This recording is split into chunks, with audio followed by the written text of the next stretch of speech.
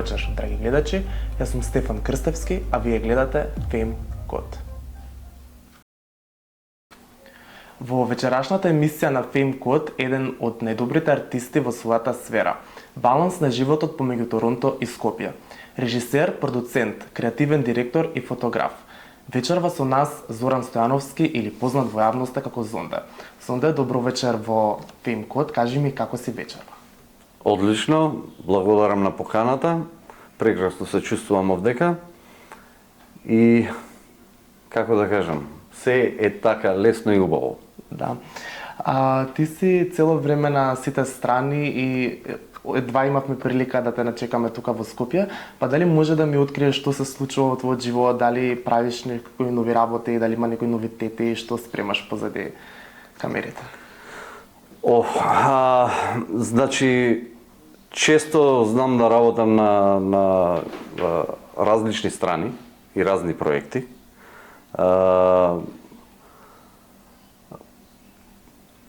Почесто сум лоциран во креативниот дел на видеопродукција, но исто така знам да се занимавам и со музика, знам да се занимавам со пишување, текстови, сценарија, лирикс, значи се што ме инспирира. Во последен период сум фокусиран на Македонија, тука сум, но знам често да одлетам негде како што е Америка, Лос Анџелес или Торонто, Канада, Ванкувер и така. Прво имам неколку персонални прашања, па после ќе почнеме да разговараме за твоите почетоци. Дали може да ни кажеш од каде доаѓа твојот прекар Зонде? Дали има некое посебно значење? Можам да кажам, има посебно значење зашто го задржав, но дојде сосема случајно. Значи, што ете, никој не ме прашал за ова. Зонде е буквално грешка во една детска игра. Другар мој, и то точно знам кој, по грешка наместо Зоран ме нарече Зонде. И така остана. И остана Зонде. Понатаму направив ресерч, пошто кај мене, дури кога бев дете, ништо не е случајно во животот, се има нешто, се е поврзано. И јас ја барав причината зашто ме викаат Зонде. Јас самиот не ја знаем, значи тоа случајно знаеме дека сите, меѓутоа јас и како дете верувам дека не постојат случајности, дека се е наменски. Не веруваш во коинциденции? Не верувам во коинциденција, овој универзум е се е перфектен хаос, јас го викам. Кога побарав на еден јазик, значи злосторство, сега ќе звучи малце лошо, меѓутоа треба да се спои зборот со уште едно мало зборче, за да значи злосторство, и исто така во Африка е познато афричко презиме. Друго место овој збор не постои и е премногу уникатен и затоа го задржав. Да, ето и специфичен и те издвојува од другите прекари што се, например, почесто што се слушаат. Дали може да ни откриеш, на твојата рака може да забележим еден прстен кој го носиш цело време, па дали тој има некое посебно значење, некој може би посебен или драг спомен, што значи тој прстен? Тешко прашање. Значи, или е само овој прстен не е скапоцен. Значи, обично стејнлес стил прстен. Прстенот е Алдо, значи купен од Алдо продавница, не е рачна изработка, некоја не знам каква, ефтин прстен е. Меѓутоа, поврзаноста со мене и со прстенот е нешто помистериозно и нешто подруго.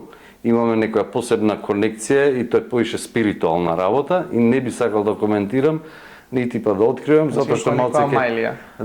Па на некој начин не е Амајлија. Значи Амајлија е нешто што ти носи среќа и такви работи. Ова е нешто сосема друго. И не би сакал баш да коментирам на таа тема, затоа што не знам што, него не бидам сватен. Едноставно затоа. Но сепак има големо значење и го ставам како подпис во многу видеа. Едно нешто можам да откриам, секаде каде што го има прстенот во моите видеа, малце е подлабока тематиката на тоа видео. Значи, се што има нешто малце повеќе со... Јас пробувам се да сработам од душа, меѓутоа се што има малце поголема длабина, тежина или некое си задно значение во спотот или приказната, и јас пробувам да го вметнам прстенот. Ако мислам дека оваа приказна не тежи толку многу, јас прстенот не го вметнувам во спотот или видеото или што и да е. Значи има посебно значење Да. за тебе. Кажа спиритуалност, пред тоа кажа коинциденции, а во што веруваш ти? Дали си православен верник или веруваш ете во космос, во универзум, во некоја виша сила? Од длабока тема. Нормално дека сум верник, православен сум, меѓутоа јас си бирам што е точно, а што не е точно, со моето разбирање и растење на свеста. Значи во животот, каде да почнам? Еден човек треба да учи. И треба да учи. И треба да учи. Нели?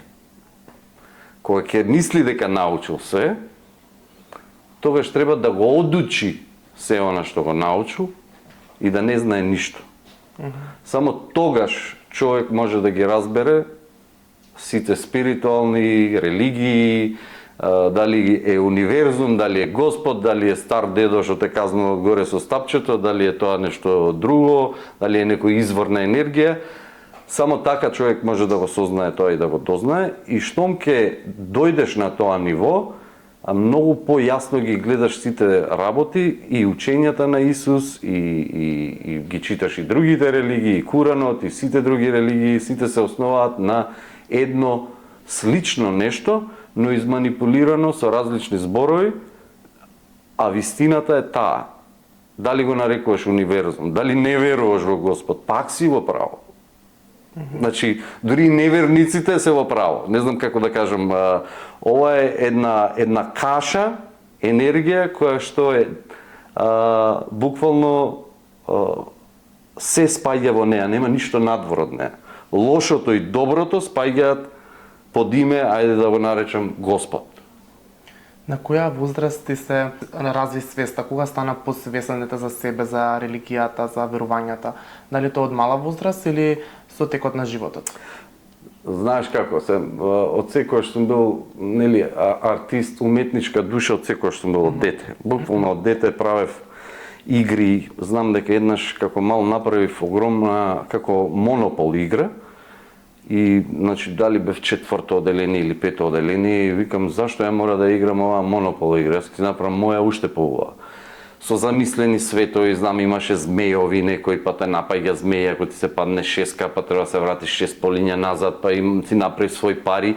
Едноставно таа немав тогаш јас како тоа се да принтам, тоа е старо време, нели, ретко кој имаше поготово принтер во боја, тоа мислам дека и не постоеше во тој период за домашна употреба. И го направив кај татко ми на работа, мислам на печат, на фотокопир. И му ставив само, го пластифицирав со кеса. Кога ги научив луѓето во мало, децата во мало да ја играат игра, толку се заразија што секој ден ми ја бараа играта да ми ја земат да играат со други другари. Сега, во тој период дете сум бил, не сум размислувал бизнис, меѓутоа да сум земел да ја репродуцирам таа игра, јас сигурно ќе сум направил огромни пари од продажба на таа игра. Сега, да се навратам на твоето прашање, бев чуден дечко како секојаш, меѓутоа позитивно чуден, ја го викам тоа. Како секој артист знае да биде чуден, имаш различни размислувања. Јас се прашував зошто е ова црвено. Сите ми викаат ова е црвено, јас викам зошто е црвено, како кој рекол дека ова црвено? Кој е тој што го измислил ова да се вика црвено, зашто не жолто или друго некој име? И сега, почнувајќи од таму, не ти е баш едноставен животот. Имаш некоја си психолошка мака, што не е некој сериозен проблем или нешто, меѓутоа тоа те носи да бараш одговор на многу прашања. И, како и сите други генерално, почнуваш да го бараш одговорот надвор.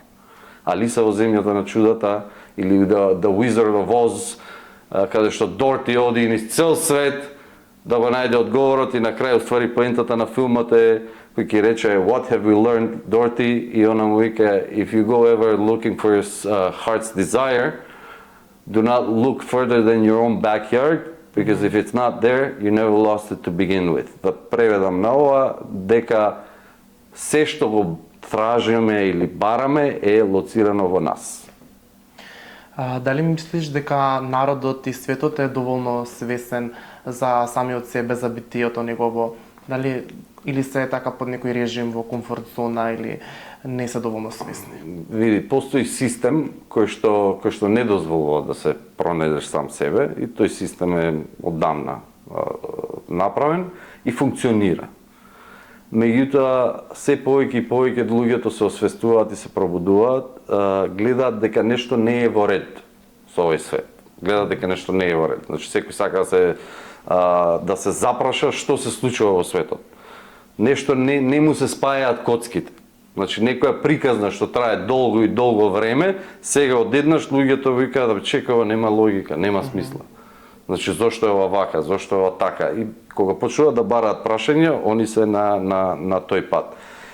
Но, за жал, се уште многу малце луѓе се пробудени и таа е масата што контролира, непробудената маса контролира и најчесто голем дел од уметниците и артистите се заклучени да креираат за таа маса, за заспаната маса.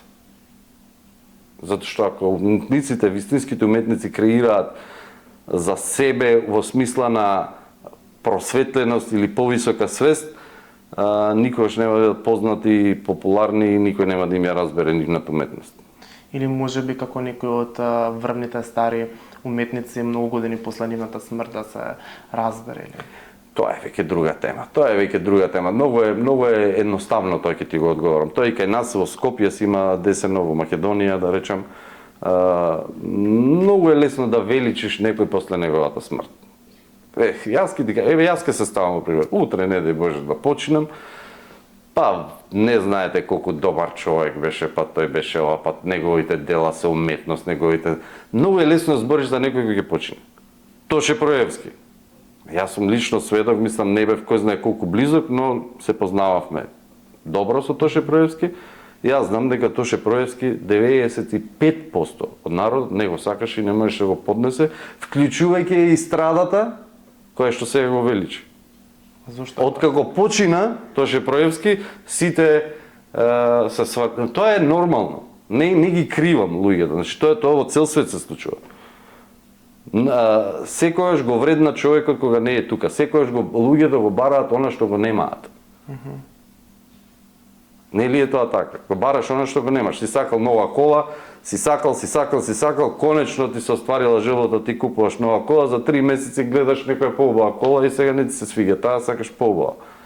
Тоа е природен карактер кај поготово кај да речем помалку свесните луѓе.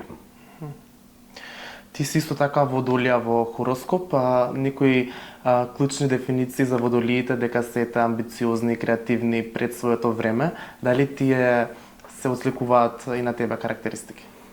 Да, но имам работено доста на себе да сменам многу карактеристики, тука се и подзнакот, јас сум бик во подзнак, тука тој ме заземјува, бикот ме заземјува, бикот е премногу фокусиран на материјалното, на ова вистинското, реалното и јас имам борба со сам себе понекогаш, со реалното и нереалното.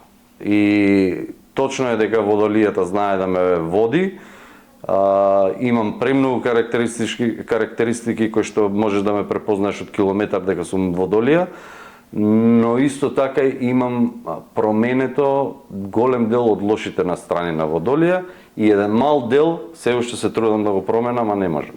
Којата е? Па чувството на повреда, емоцијата, емотивноста, значи селективна емотивност, што многу луѓе знаат да ја направат, а јас не знам. Немам селекција, значи јас кога сум емотивен, не можам да бидам еден со тебе, друг со друг. Значи да речам ти ако ме повредиш да не ми е гајле, а овој ако ме повреди да ми е гајле, не може. Или ми е гајле или не ми е гајле. Тие се и некои факти можам ја да потврдам бидејќи јас сум водолија исто така во хороскоп, така така. Можам да кажам дека не лажеш. Точно.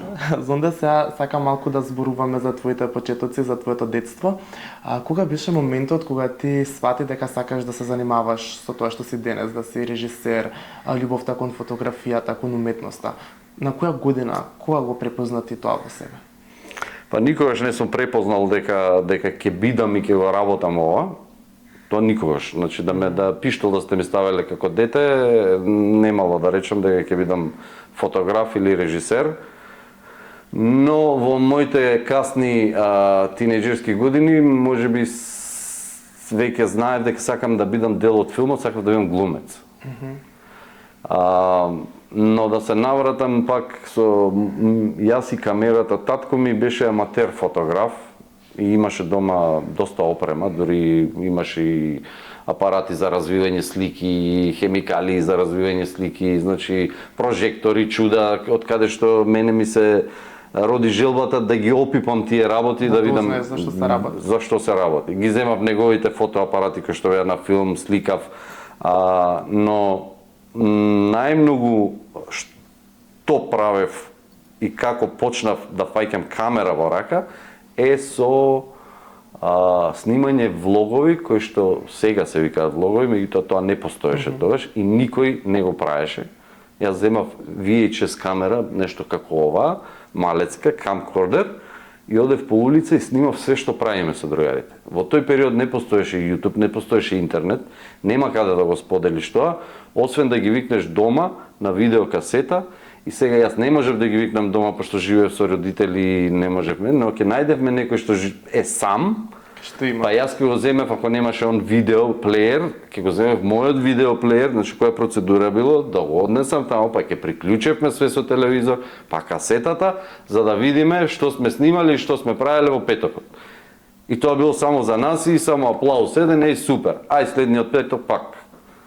И сега тоа денеска се нарекува влог. Да.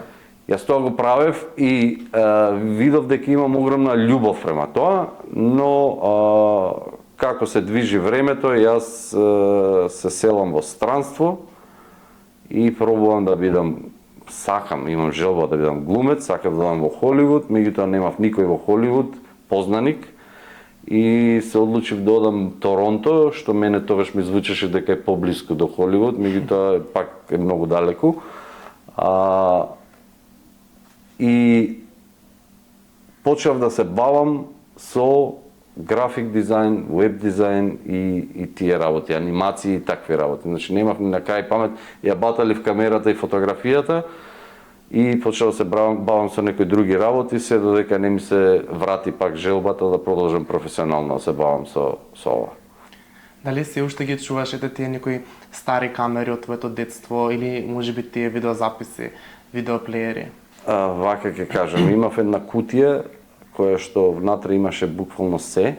Таа беше некоја кутија од пиво, меѓутоа од оние, знаете, коза на плажа да ги држи ладно внатре, херметички затворено се. И имав пожар пред 20-30 години во Торонто и таа кутија изгоре со пожарот.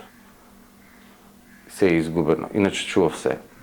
Дали ти е криво, што тие се сепак некои спомени од детство? Па, и криво ми беше многу, меѓутоа научиш, ќе сватиш животот дека ете така требало да биде. Се си има своја причина. Дали се сеќаваш на својата прва фотосесија што имаш направено на професионален план? Да. Какви се тие фотографии, дали ги чуваш и помисли? Тоа е професионална фотографија ме праша сега. Значи збориме за работа. За работа, да. Да, не она детски слики, него кога веќе се почнува. Ева почна интересен муабет. Добро прашање. Јас во моментот работам графички дизајн за Playboy. И Playboy Swim во Торонто, ова е негде околу 2008-2009, не ме фаќа за збор. Playboy Swim во Торонто ќе прави фешн шоу.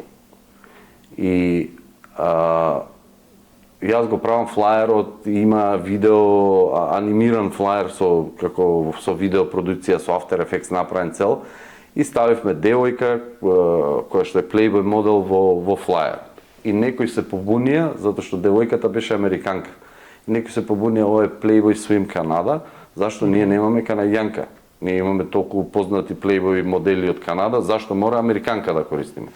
и они сватија дека нема време да немуваат сега фотографии, да прават нова фотосесија едно друго и тука јас прескакнав и реков јас сум исто аматер фотограф, можам да јас да усликам, пошто и така и вака јас го правам флаерот, мене ми треба девојката, значи за моја потреба е ќе го усликаме.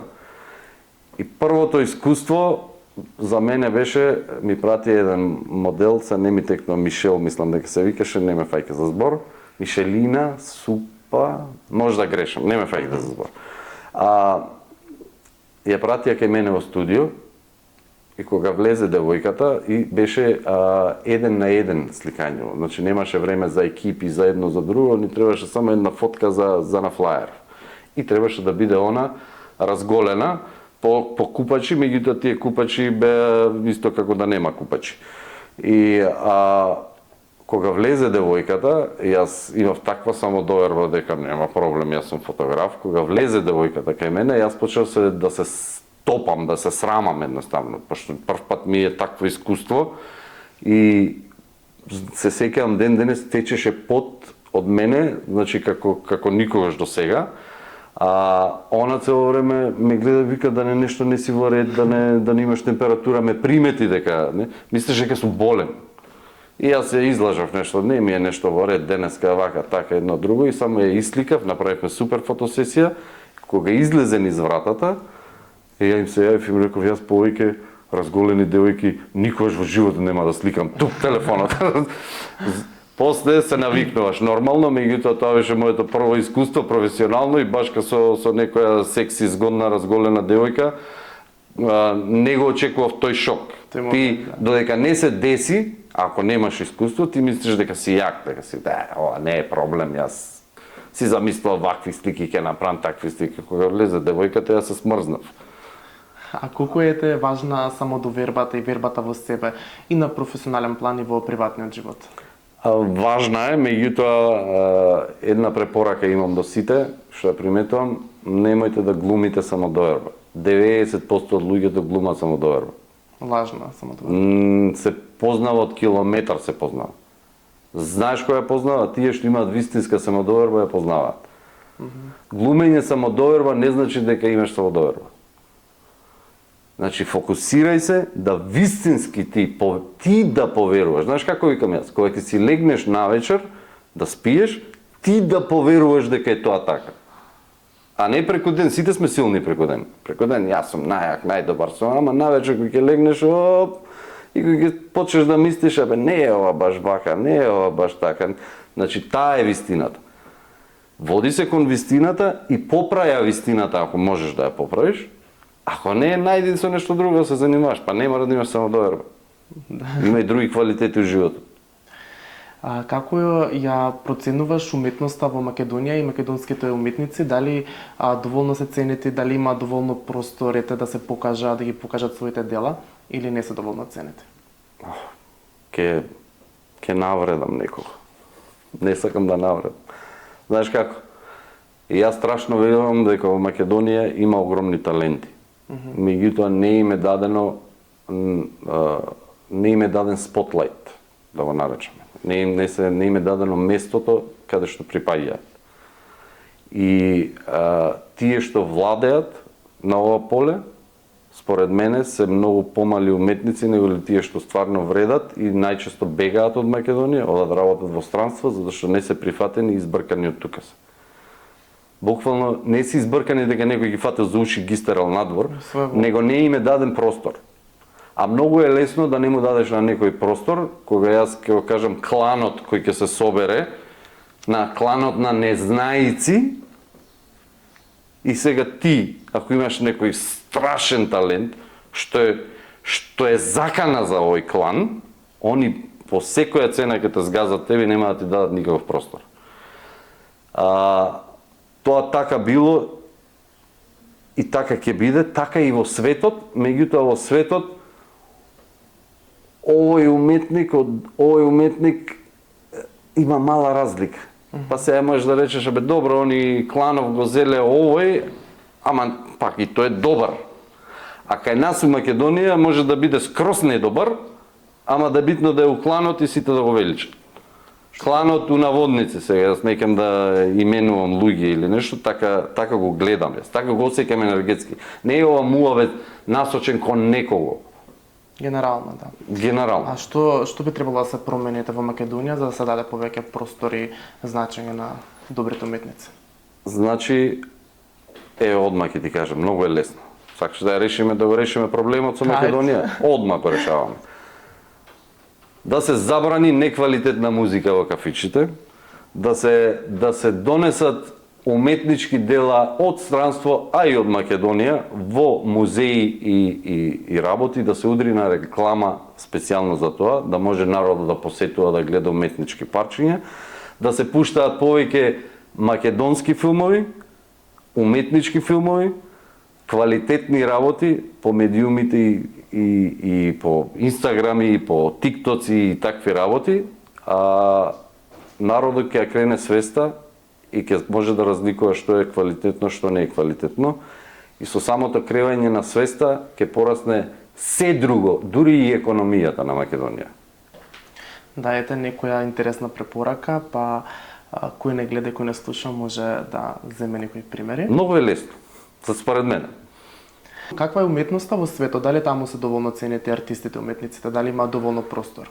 И таму е тешко да се успее како уметник, меѓутоа шансите се многу поголеми за да успееш. И реално поголем број на народ, доселени од сите држави, различни култури, многу е полесно да најдеш уникат луѓе. Зашто го бираат многу луѓе Лос Анџелес, ќе разборам од филмската индустрија. Во Лос Анџелес се собираат сите уметници или некои луѓе што веруваат дека имаат некаков талент од било каде да се и во светот, они се собираат и одат во Лос Анџелес. И сега ти точно е дека има преголема конкуренција, меѓутоа кога јас би бил режисер таму, сега за да најдам глумец соодветен за оваа улога, можам одма вака преку ноќ да најдам. Што прави една индивидуа добра во својата работа, например добар фотограф или добар режисер? Кои се некои карактеристики што треба да ги поседува човекот за да се истакне и да успее? Фотографија и режија се режисер е експанзија на фотографија, меѓутоа има некои сличности. Најчесто е карактерот. Мораш да бидеш психолог. Тоа луѓето го забораваат и не знам дали го учат во Македонија и на Балканов тоа. Значи многу е битна да си ти психолог, а и психијатар можеби. Мораш да ги познаваш сите карактери што постојат на светов за да бидеш режисер. Тоа е според мене најклучното нешто. Не каде е поставен кадарот, не кој кадар ќе се спои со каков кадар, не како глуми глумецот, туку мораш да му дадеш место на правиот глумец, да ја најдеш права да бидеш психолог, да ја најдеш правата особа да ја одглуми улогата што треба да ја одглуми. Најчесто тоа го имаме ние, тој проблем го имаме во Македонија, затоа што нема доволно глумци, нема доволно модели, манекени и ред други работи, па мора да импровизираме и на крај луѓето плукаат по се што правиме, меѓутоа треба да сватат дека ние сме една мала држава со не голем извор на такви креативци и лимитирани сме со работата. И јас сепак ја величам работата што се прави во Македонија, затоа што некој успеал баш со тие глумци, баш со тие модели да направи нешто, да го даде максимумот и да направи нешто добро. Дали има доволно профит од уметноста? Ете, можеби немаме и доволно уметници, бидејќи има како некои предрасуди дека нели од уметноста нема многу пари, па можеби затоа се откажуваат многу млади таленти. Тоа да, не да се бави, види, тоа е стил на живот. На почеток нормално дека нема да има, луѓето сакаат одма загарантирана плата. Тоа е најлесниот дел. Тоа е системот. Значи сега денеска ќе работам, во петок ќе земам плата. Боре така сакаат да работат. Со уметност не може така. Уметност е инвестиција која што може да трае некогаш многу години. Значи, јас тоа најчесто го кажувам, зависи што гледаш и што подразбираш под успех. Значи, за некого е материјален успех, за некого не е материјален успех. Зошто не е материјален успех? Еве, јас ќе кажам, кога сум бил финансиски најдобар во мојот живот, јас бев во најголема депресија. И јас дури имам страв, не е тоа вистина, но мислење ми е некој во глава, некој страв, што ако утре имам пак толку многу пари и да видам да живеам таков мизерен живот, нема шанси, не ќе да имам пари. Значи имам страв од да не ми се врати тоа. Мислам, ова е се харикирам глупости, да не речам тресам, ама ја има таа мисла, затоа што сум доживел депресија во моментот кога јас сум бил финансиски најдобар. Че парите не се клучот за среќа? Не, клучот на среќата е да го правиш она што го сакаш. Значи, ако си ти заљубен да работиш во фабрика и да сечеш железо, и тебе тоа те возбудува и секој сабајле те буди, има такви луѓе, познавам такви луѓе. Некој ќе рече, кој сакаве да работи во фабрика да сече железо. Јас познавам такви луѓе. Вика, јас тоа, за тоа сум роден. Јас најдобро го сечам железо. И нема човек во мене што го сече подобро железото и он оди на работа секој ден знаејќи дека е најдобар во сечење железо. Пример. И секој треба да си ја најде својата пасија и да го работи тоа што без разлика на ауткамот на финансиската состојба. Мислам, тоа на крај ќе се исплати ако си константен. Нели ве учат, еве самиот Инстаграм алгоритам ве учи, ако си константен да го постираш секој ден ќе станеш популарен. Јас не постирам секој ден, па Да, ќе разговараме малку подоцна за социјалните медиуми. Зонде, сакам да ми кажеш дали некогаш низ твојот живот и кариера си имал така некои тешки моменти кога си сакал да се откажеш или си мислел дека не можеш да продолжиш понатаму повеќе со оваа професија? Не постоело тоа.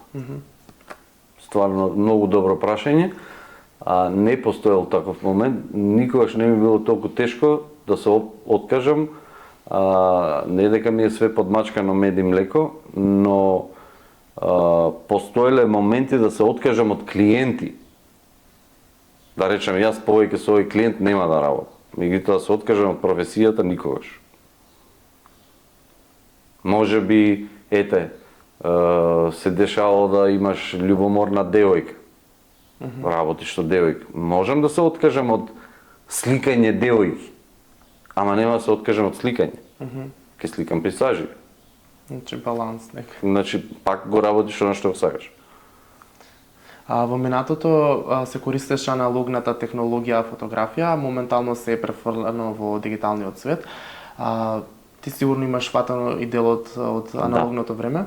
Па што повеќе те интересира, што ти е поубаво, што мислиш и дека е поквалитетно? И дали се уште се користи аналогниот формат во светот? Филмот е поквалитетен.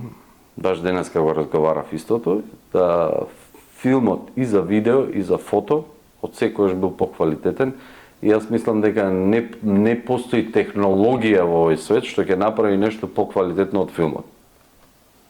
Тоа го тврдам. Сите фотографии и сите едитирања на фотографија, да ги наречам, или филмови, или color grade што прават, што ги бојат филмовите, гледаат да ги обојат да наликува на филм. Да. Како да е снимано на филм. Но никогаш не може да се постигне она вистинското како да е снимено на филм.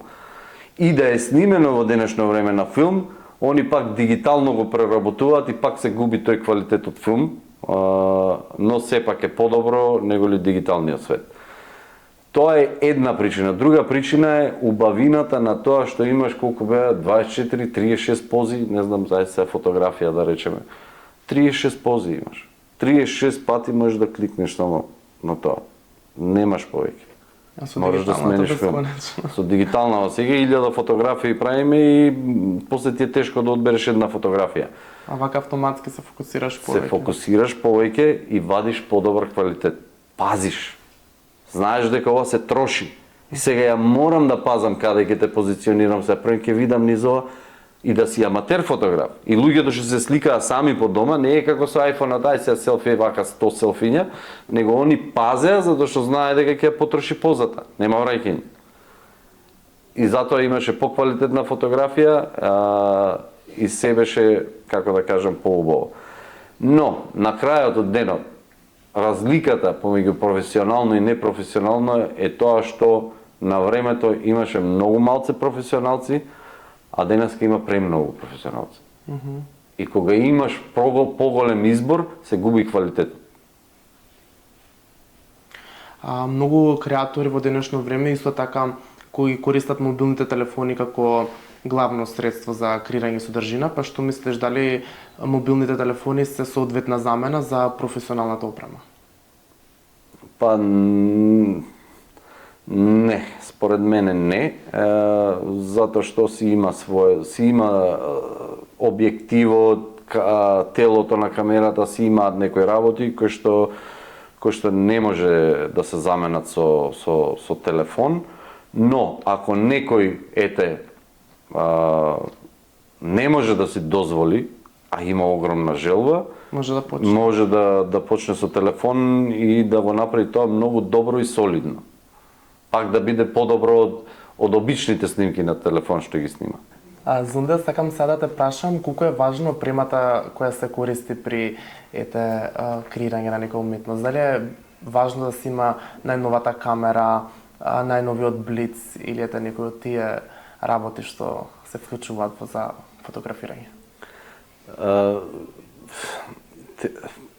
Како да кажам, опремата е битна, меѓутоа зависи што сакаш да постигнеш.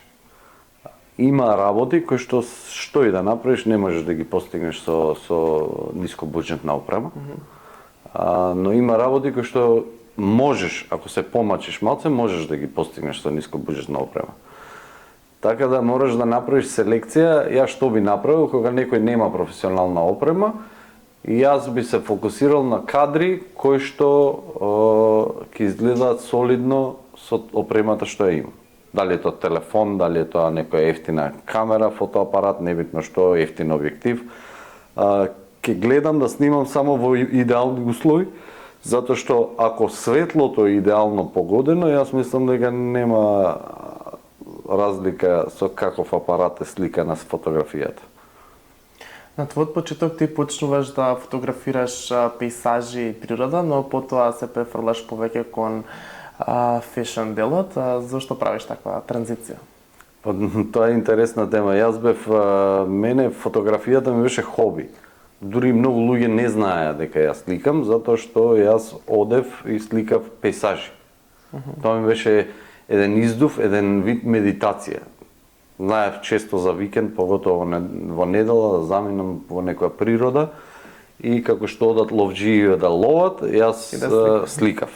Сега не сликав животни, сликав повеќе пейзажи и луѓе обожавав да сликам, меѓутоа спонтани фотографии. Најчесто и најинтересни фотографии ми се од стари луѓе. Зборам стари кои што се над 90 години. Дали во нивниот лик се гледа приказната нивна? Точно така. Значи има тежина тие луѓе за мене и кога ќе видам фотографија од стар човек, за мене има живот огромен таа фотографија. Но да се навратам, бев многу актуелен во ноќниот живот во Торонто, излегував по сите дискотеки, бев некој си познат лик таму во тој период. И нормално е кога си таква фаца и кога се дружиш со тие луѓе и обкружувањето околу мене беа најчесто модели, манекенки и лепотици. Еден другар ми вика: "Зонде, те гледам, ти нонстоп со овие лепотици околу тебе, зошто не земеш да ги сликаш?" Ами сликаш дрва некој таму и природи. И мене тогаш ми штракна во глава. И викам, чекај, ај ќе пробам, и така почнав први со другарки да сликам. Така почнува мојот аматерски свет на фотографија. И сега аматер, што е? Јас бев супер си работев и кога бев аматер, меѓутоа разликата помеѓу аматер и професионалец е професионалецот се бави константно со тоа. Професионалец не значи дека си многу добар. Може да бидеш најлош фотограф, а да бидеш професионалец. Професионалец е оној што се бави константно со тоа. А аматер е оној што се бави од време на време. Но сепак се исплатило тоа што си сликал и пейзажи, бидејќи подоцна твој пейзаж завршува на Фото Vogue. Да. Колку тоа те импонира? Дали ти носи важност? Дали си среќен што имаш успеано таков успех, што најверојатно си единствениот македонец кој има завршено на фотоволк? Па, не би рекол се оваа информација, и јас негде прочитав на чат GPT, мислам дека избарав, ми извади дека сум бил првиот македонец кој што е на фотоволк. Не знам дали оваа информација е точна. И сега ќе ти кажам нешто многу реално. Успех е, но во исто време во денеска е многу полесно да достигнеш некои точки како волк или како да достигнеш до некои селебритис во светот. Многу е полесно затоа што сме сите приклучени преку социјални мрежи и можеш да му пишеш на секого, можеш да дознаеш кој со кого се дружи, манипулирање има тука големо за да стигнеш таму каде што сакаш или целиш да стигнеш. И затоа мене не ми е репер сега, не е битно дали сум првиот или не сум првиот, работата е што малце влијаеше она што работев во Америка и во Канада, па имав некое познанство во тој свет, луѓе, па може би затоа ме прифатиле или ја прифатиле мојата фотографија ради тие работи. Пак мене тоа не ми е успех. Јас се прашувам себе дали стварно фотографијата вреди да биде таму или ова е ради зонде што се познава со тој и со тој. Порано не беше вака. Порано се ценеше само квалитетот и кога ќе се извадеше фотографија на Vogue или на насловна, знаеш дека тоа е стварно нешто вау. Во денешно време тоа не е репер. И сега ние може да се фалиме, јас можам да ти зборам до утре да сум бил Vogue, ова, она. Значи, не е репер, верувајте, не е репер. Денеска сигурно има и други македонци фотографии кои што се на Vogue, може ќе видиш некој со селебрити се слика или може да биде best friend со некој селебрити. И сега ние тоа да успех е, меѓутоа многу полесен успех од моето минато. За моето минато тоа би било нешто вау. Ама на крајот од денот не се стремиме кон тие успеси. Мене буквално никакво значение ми нема. Тоа во моментот сум се израдувал, нема да лажам, меѓутоа што ако е фотографијата на, значи не ми менја ништо во животот. Тие ова секогаш го кажувам. И да го запамтат гледачите, внимателно да слушаат. Тој што те сака, ќе те сака, без разлика дали си успеал со Vogue, или со не знам кого, или го снимаш кучето дома. А тој што не те сака, можеш да станеш најдобар фотограф во светот и најпопуларен или режисер, или глумец, или што и да си, пак нема да те сака. Ете, нека запамтат гледачите една интересна поука. Кога сме кај социјалните медиуми, колку социјалните медиуми придонесоа или можеби наштетија на уметниците? И дали ти ги користиш социјалните медиуми како да запознанства, да се прошириш, да те дознаат повеќе и така натаму? Ќе бидам искрен, мене ми наштетија социјалните мрежи. И тоа многу ми наштетија. Но тоа е еден вид наштетување за популарност. Не ми наштетија во работата, ми наштетија во мојата популарност. Затоа што во право време сериозните фотографи, режисери и пред други компании, да ги наречам, мора да имаат професионални веб страни. Мораше тоа да биде све сработено на врвно ниво. Са портфолиото твое требаше да биде одбрано на врвно ниво за ти да се пласираш како професионалец. Социјални мрежи беа буквално за да си го сликам кучето дома и да разговарам со баба ми и со дедо ми, да видам баба ми шо прави или дедо ми шо прави или тетка ми, или тоа беа социјални мрежи. Но се деси еден пресврт каде што лајковите и фоловерси почнаа да се вреднат премногу и тука луѓето правеа се и се што за да ги добијат тие лајкови и тие статуси, да ги наречам. Голем дел од нив се фейк, или дојдени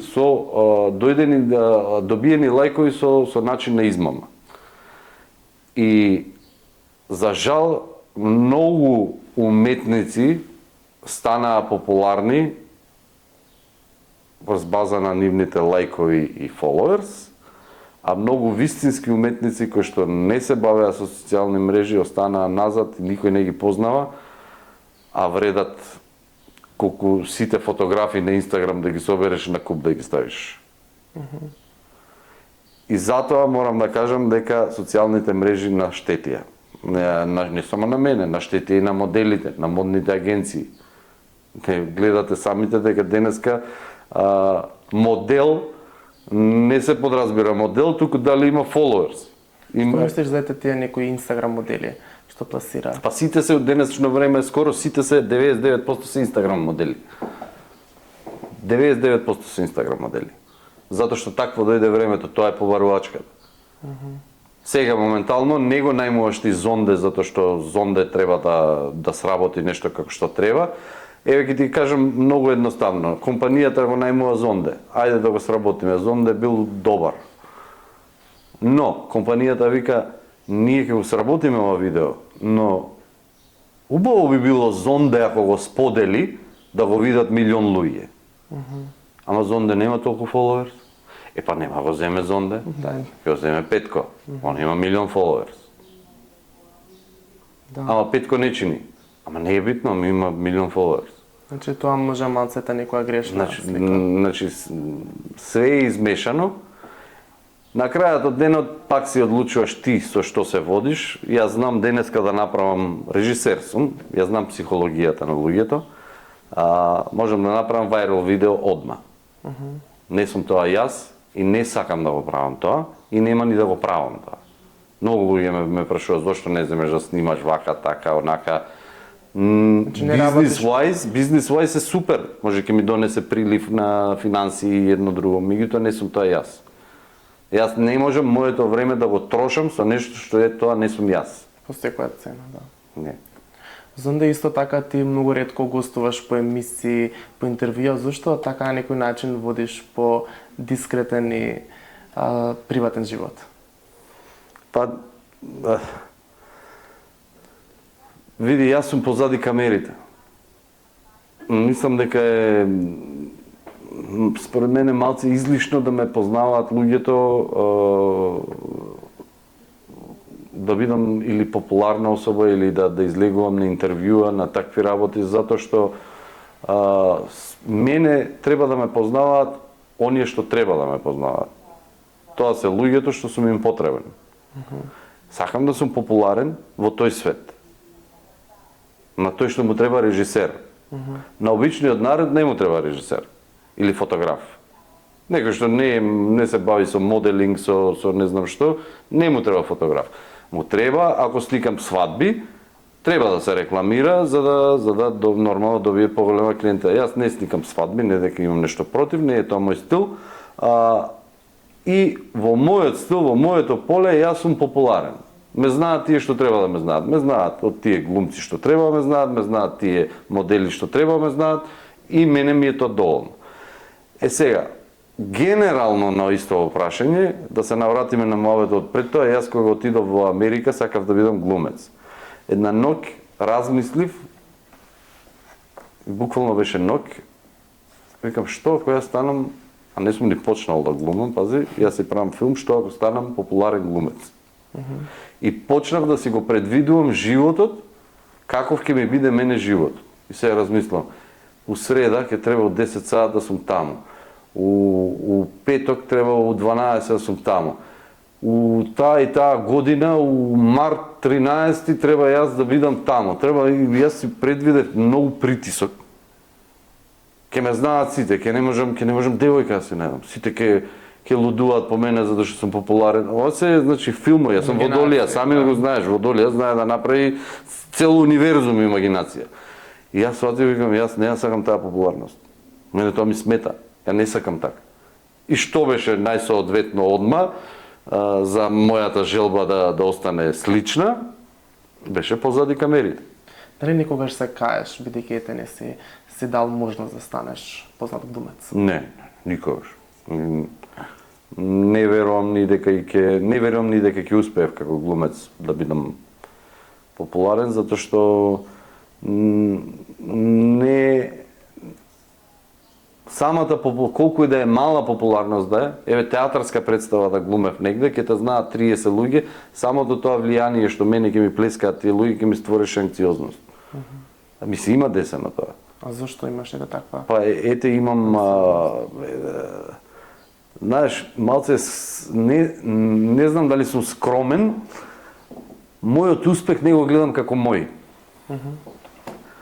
Мојот успех, се што правам, доаѓа од некоја невидлива сила. Значи, моите мисли не се мои, кога креирам јас. И никогаш не сум сакал да го земам кредитот за себе. Ако постои Бог, му го давам на Бог. И сега, кога тие мене ми аплодираат, и јас се чувствувам како лажна особа, ставена таму, да мене лажно ми аплодираат, треба на оној што ми ги дава мислите да ме аплодирате, кој да е. На друга димензија, такво чувство добивам. И сега, кога јас доживам нешто нереално, ти ми аплодираш, а ја не ја чувствувам заслугата, автоматски мојот мозок и моето срце имаат конфликт. И јас добивам анксиозен напад во тој момент. И има случајно во Торонто, имам паднато во несвес од аплауз. Буквално добив награда за најдобар текст на фешн филм. Станаа сите, јас не очекував, обично ни кажуваат кога одиме по тие фестивали дека ќе освоиш награда и дека се друго. Јас не знаев, само ми кажаа треба да седнеш меѓу првите редови. Јас мислев леле се ослободило место у првите редови, супер, мислат луѓето на мене. А они ме местат за да ми додадат награда. И само како го кажаа моето име, почнаа сите да аплодираат и јас паднав у несвест. Ти во твојот живот имаш добиено и многу други награди, па дали ете имаат значење или според муабетов може да заклучиме дека не ти се толку значајни, може би? Да, не ми се значајни наградите, воопшто не се значајни наградите и еве Оскари да се значајно е, како не е значајно во бизнис културата или во бизнис светот, но лично значење ми нема. Сите филмови што сум ги гледал, еве што зеле Оскари, например, во Холивуд, јас можам да ти издвојам еден куп други филмови што никогаш не зеле Оскар, нити биле номинирани, што за мене се далеку подобри од тие што зеле Оскар. Значи, не ми е репер дека сум направил нешто многу добро или не знам како. Едноставно сум го погодил кејфот на екипата која што присуствувала на тој фестивал. Продуцентот се пронашол нешто, видел нешто што помислил дека треба да се додели, или на судиите кои што се во бекстејдж помисли дека треба да доделат награда, доделиле награда и јас тоа го викам како можда му се погодил денот и рекол дај му на овој награда. Дали многу награди се наместени? Да. Сигурно. Сигурен сум во тоа, затоа што секој од тие судии има фаворити. Го знае минатото на тој режисер, знае може би фамилијата. Не, добро, да не навлагаме толку. Едноставно е фан на тој режисер. И сега ради тој режисер што извадил пред 10 години некое уметничко парче што стварно вреди, и овој сега му дава награда за ова парче, затоа што ова парче не вреди ништо. Но стара слава, може би. Така. А во денешно време на социјалните медиуми исто така може да видиме прекумерно користење на филтри, фотошоп, некои филтри за лицето. Што мислиш за тој некој тренд? Ужас. Тоа мислам. Ужас. Тоа е психичка состојба. Кога ќе почнеме да вреѓаме одма. Тоа е психичка состојба. Мојата препорака на луѓето и од секогаш била: ние како луѓе сите сме уникатни и имаме различни работи, различни потреби, различни изгледи, различно функционираме. И тоа е добро. Треба да ја величиме различноста кај сите. Значи, некој е ваков, некој е таков и треба да си се прифатиш таков кој што си. Значи, буквално да одиш да го величиш тоа што си, не да се преправаш и да лажеш нешто што не си.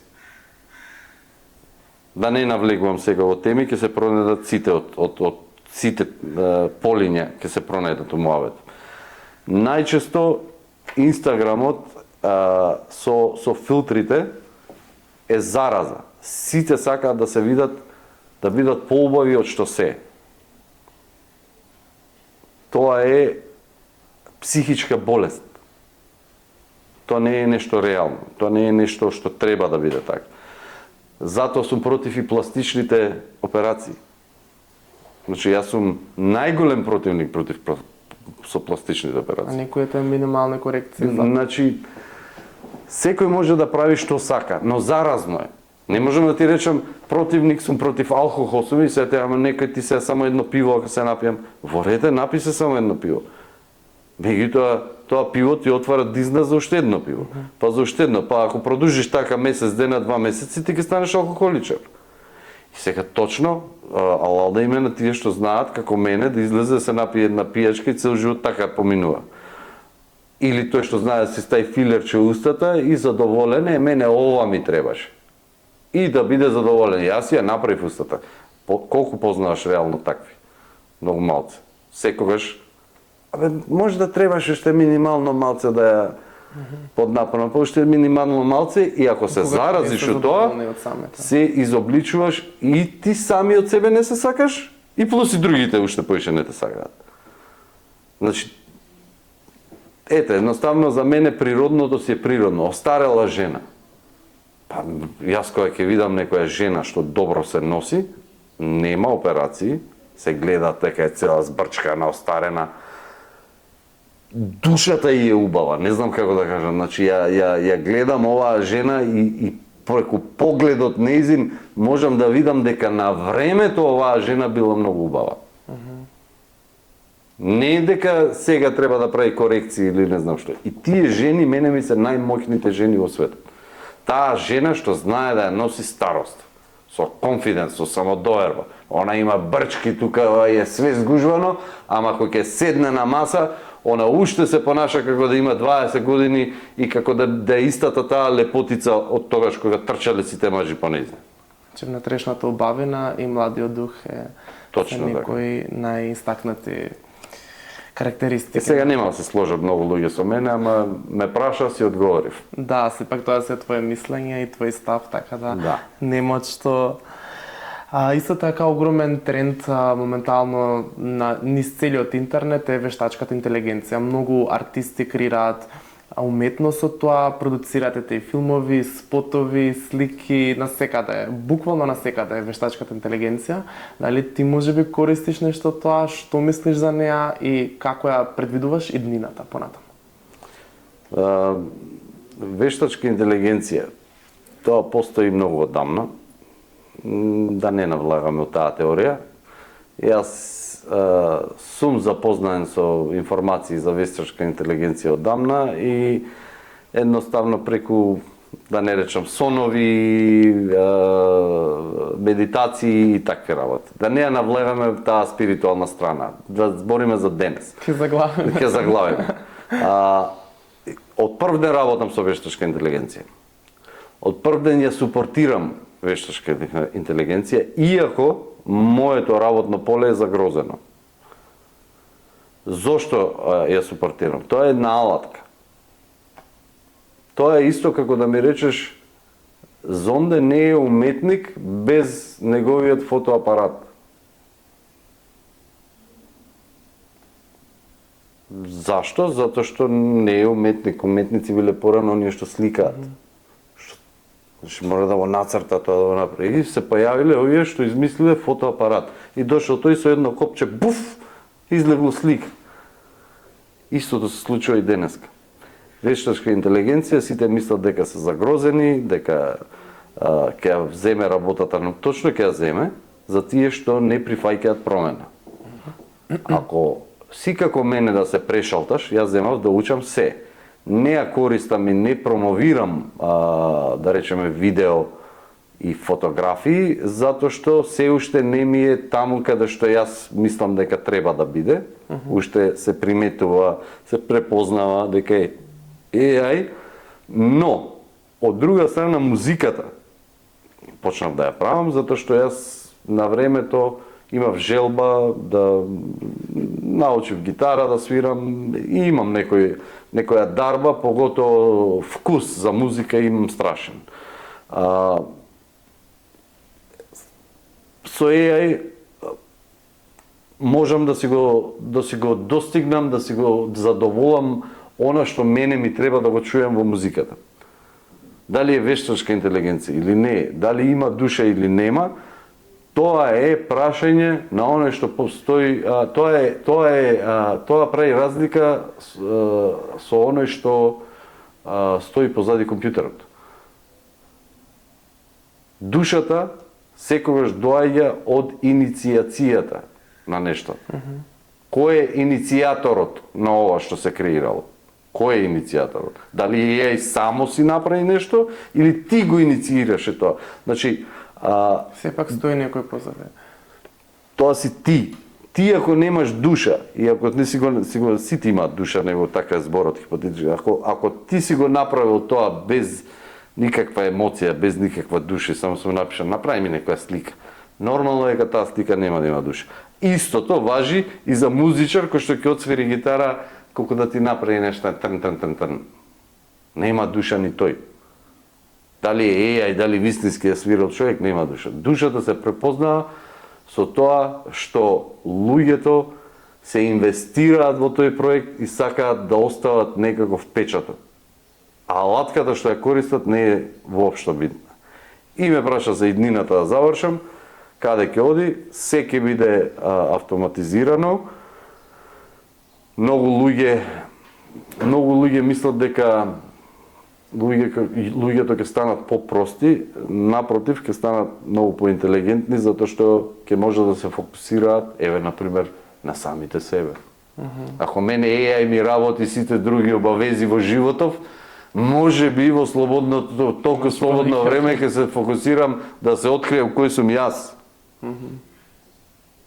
Тоа што денеска сите мислат дека битното нешто во светот е да направиш кариера и финансискиот свет. А најбитното нешто е да се спознаеш сам себе. А немаш време, затоа што можеш да дојдеш на работа, можеш да свириш, можеш да креираш. Ако AI ги замени сите тие работи, ти имаш цело време на светот да се посветиш на себе. Да. Зонде, најчесто во последно време ти работиш со модни кампањи и несомнено работиш со модели. Па кажи ми, кои модели и какви модели најчесто се барат еве во денешно време? Кои се некои карактеристики, дали е тоа висината, тенот, некој специфичен изглед, очите, бојата на косата, што се бара? Што е моментално највеќе бара? Се почесто има компромиси. Значи, денеска пробува да се задоволат сите човекови права, колку и да ги има, ако ги има. Значи, проаѓаат секакви модели. На времето не беше тоа така, сега проаѓа секој за модел. Значи, на крајот од денот нема правило, одлучува клиентот. Значи, клиентката, ако прави фустани или парчиња за такви луѓе, она бара такви модели. Но, најверојатно, прашањето се однесува на оние познати светски брендови и нивните трендови и нивниот начин на работа. Таму се уште има правила и ги држат тие правила колку што можат, но како што гледам, веќе е ударно, нели го зборевме истото, Инстаграм модели, повеќе ги бираат ради популарност, ради нивниот придобивка, да, отколку само изгледот. И пак, доста се заменети со AI, со сега од денешно време, јас можам да ја сликам било која девојка и да ја направам каква што сакам со AI. Да речеш ете хибридно, полувистинска е, не е цела AI. А зонда ти имаш соработувано и запознаено со многу светски јавни личности, па дали може да ни откриеш некој дел од нив? Па да, имам еден куп интересни приказни. Доста имам снимано, сликано. Ајде, ке татко и на Зендаја го имам запознаено и го имам снимано. На познатата глумица во Лос Анџелес Fashion Week беше behind the scenes и сакаше да му направам посебно видео на него, така да стапивме во контакт. Мајка и на пеачка со имиња сум катастрофа. Били Ајлиш, мајка и на Били Ајлиш. Јас се снимам мајка, ова е интересна приказна. Јас се снимам мајка и на Били Ајлиш, која што е моментално во случајот на Vegan Fashion Show Лос Анџелес и она е на Red Carpet и сите се тепаат да ја снимаат и јас се гледам ја снимаат женава, се тепаат да ја сликаат, извини. Јас бев behind the scenes единствен со камера. И сите се тепаат да ја сликаат и ја гледам во вие сликаат, па дај ќе ја снимам и јас. Мислев да ја скокнам. Толку колку не сум запознаен со личности. И тоа да ти била мајка и на Били Ајлиш и овие се потепаа до организација снимките од мајка и на Били Ајлиш во ред. И така да кога снимам, јас секогаш имам интеракција со луѓето. Не ги снимам само така, сакам да им прозборам, сакам да добијам некој природен карактер, фидбек од нив. И знам да ги прашам, да им дадам комплимент, колку си убава или многу ми се свиѓаат кондурите или да размениме некој разговор, па да ги снимам. Тоа ми е начинот на работа. Исто така, како да ги редам сега, не знам... Многу е слушнато дека и со Џастин Бибер си имате запознаено. Тоа е многу... Тоа е случка која што се деси вака. Значи, во дискотека, излегувам договорен со друштво. Стигам во дискотеката, газдата на дискотеката ми е пријател. У ситуацијава. И јас му се јавувам на газдата, се јавувам и кај другари, и викам јас сум пред диско, треба ќе влегувам, само ги чекам овие да дојдат. Поради некоја причина другари ме одлучиле дека нема да доаѓаат во тоа диско и останувам сам. И јас викам ќе си одам. И газдава на дискотека ми вика, бе не си оди, сега си дошол до овде. Имаме едно место специјално за тебе. Ќе те седнам на едно место. Само седи и уживај. И викам, ајде добро, и ме носи во VIP ерија тамо, кај VIP особи, ама VIP, мислам, некој од овие што се болерс ги викаме, што трошат многу пари на искачање и едно друго по дискотеки. И седнав таму, се парево заградено, како да кажам, ми донесоа пиење, си седам, си уживам и едно време гледам се створи гужва, да ја скратам приказнава, доаѓаат на кај мене Џастин Бибер заедно со Дрейк. И влегуваат и ги седнуваат буквално на моево се паре. И они мене ми пружаат рака здраво, јас им пружам здраво, и сега у моментот што е, тие автоматски ме мислат мене дека сум VIP личност. И јас морам да се понашам сега како VIP личност. Јас не смеам да видам, може да се сликаме, може да... Јас морам да глумам дека сум на нивни левел, дека... Уште не им рекова, требаше што не ме знаете кој сум, како може да не ме знаете. И тука се журкавме, живели, направивме, разврзавме 2-3 муабети и се беше тоа, многу кратко поседува, дали 15 на минути, они влегува во диското како да направат некоја си фама и излегува си отидува, меѓутоа тоа беше задоволство да ги запознам и да седат до мене. Дрейк е поготово еден од највлијателните музичари во светот, мислам дека продажба го има надминато и Мајкл Џексон. А најголема гордост ми е затоа што син ми е најголем фан на Дрейк. Да, ете, можеш него да му кажеш како да, и кога му ја кажувам приказнава, сега имам и друга приказна, син ми многу сакаше да се запознае со Дрейк, барав луѓе да му ја остварам таа желба и не успеавме да дојдеме до Дрейк, иако најдов жена која што му била бебиситерка на Дрейк и која што се уште ја гледа како мајка и она може да му се јави во секое време, му го има бројот. Ете, никогаш може. Меѓутоа, не се деси тоа, заради X причини, нема да кажам зашто. Не успеавме, али целата таа потрага беше интересна. Само за да му ги задоволам потребите на син ми, како фанбейс. Значи, вие сте добар татко, ете сакате да му ги исполните сновите на секој родител. вашиот син. Исто така имаш одбиено во Лос Анџелес, мислам дека, да снимаш Fashion Week. Дали е тоа точно? Одбиено да снимам Fashion Week. Или не си стигнал нешто? Ова е, не знам од кај ти информацијава, ама ова е друга тема. Немам одбиено да снимам, меѓутоа имав проблеми со закани од екипа која што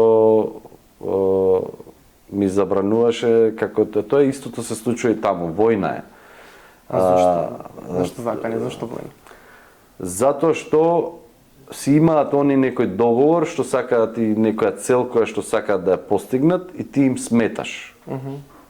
Ако не си од нивниот клан. Меѓутоа јас во тој момент бев многу влијателен и мокен со екипата позади мене, така да успеав да снимам. Ова не знам од кај ти е муабетот, имам за друга индустрија понуда одбиено, што е сериозна индустрија, нема да ја спомнам која индустрија, ама еден ти претпостави. Во Сан Диего ми беше понудено да снимам филмови за возрастни и јас тоа го одбив. Зашто? Затоа што не се пронаоѓам во тоа и не сакам блага еротика, меѓутоа да биде тоа уметнички.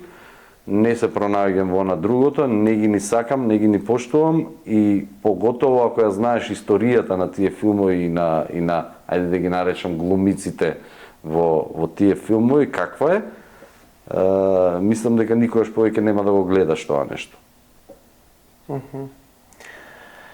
Зонде ние имаме уште многу теми да разговараме, но мислам да го разговараме, вака ќе зборуваме тука цела вечер. Па сега сакам вака за крај да ни кажеш дали имаш некои совети и препораки за младите кои што сакаат да чекорат по твојот пат, да станете фотографи, режисери, продуценти, што би им препорачал онака од срце? Искрено, што би си кажал на самиот себе сега да би се вратил, не е успех она што мислите дека е успех. Успехот се води со желбата што ја имате. Ако ви имате желба да го работите ова, ако внатре ви гори нешто ви кажува однатре дека треба ова да го работите, вие пола сте успеале. Следното е да фатите и да го работите тоа. Без разлика дали ќе добиете награда, дали ќе снимите филм или нема да снимите филм, дали ќе успеете во светот или во Македонија, не е битно. Битно е дека ти денеска стана и го работиш тоа што ти го сакаш, затоа што сети се дека во животот постојат луѓе кои што работат секојдневно нешто што не можат да го поднесат. Тоа е тоа. Исто така јас имам едно фамозно прашање во мојата емисија, тоа гласи кој е кодот на успехот? Дали има некој тајн код? Код на успех?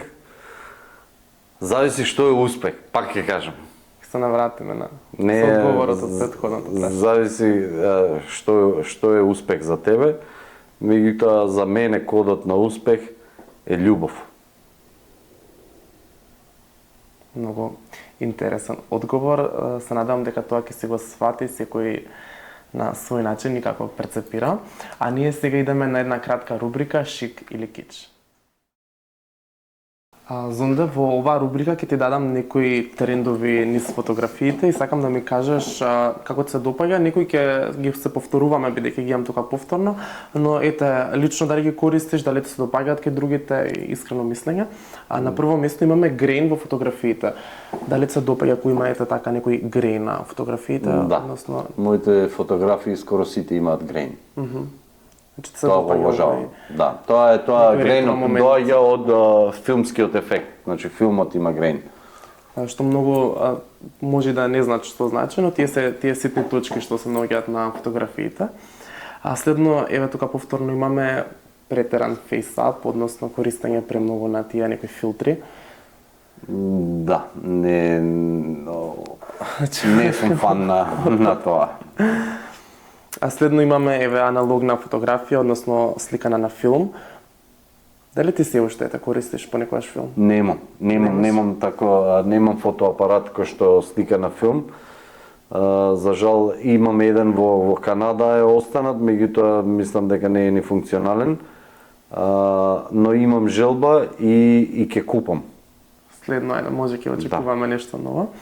А следно имаме стрит фотографи, ова кај нас нема баш, но ете низ Америка, низ Торонто, се надевам дека има многу стрит фотографери што се бават со оваква уметност. Па да, јас сум во Македонија стрит фотографи, по тоа сум познат. Имам премногу фотографии направено стрит фотографи и ова е мојот омилен стил, јас го обожавам.